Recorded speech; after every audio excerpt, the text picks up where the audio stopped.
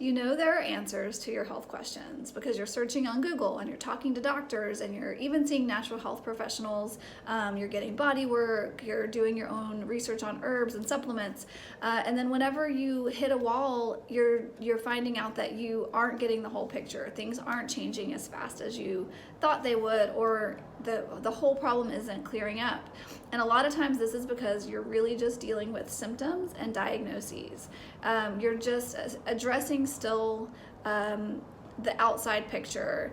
We're not going back far enough to uncover the true root cause of your current state of health. And what I really want us to look at is how to change this perspective, how to change the paradigm around just the initial understanding of our health. Get a core assessment of our constitution, understand how to read the symptoms of our body ahead of time, do some prevention, really understand this feminine aspect of healing where we're nurturing and we're resting and we're getting some clarity before we attack symptoms or fight a disease. So those are all the masculine way, and not that we don't need that, but we need them to be integrated. We need both sides of the story.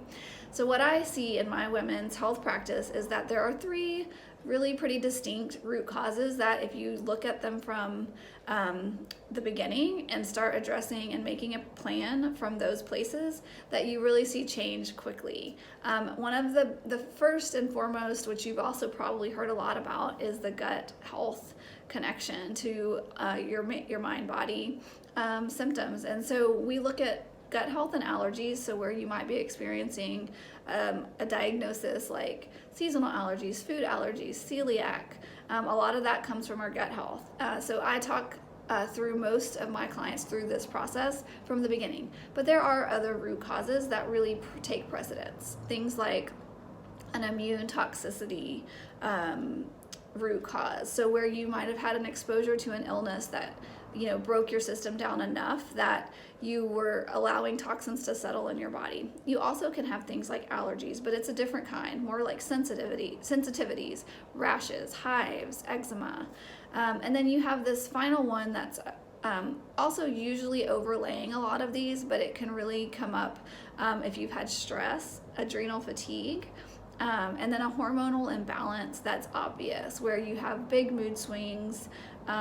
You can feel the changes with your cycles that are extreme, and you're uncharacteristically angry or irritable, and you weren't always like that, and that changed at some point.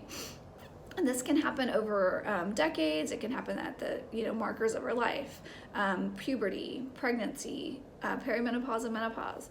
So I really go into these in my next series of videos. So I want you to check them out and find out which one resonates the most with you.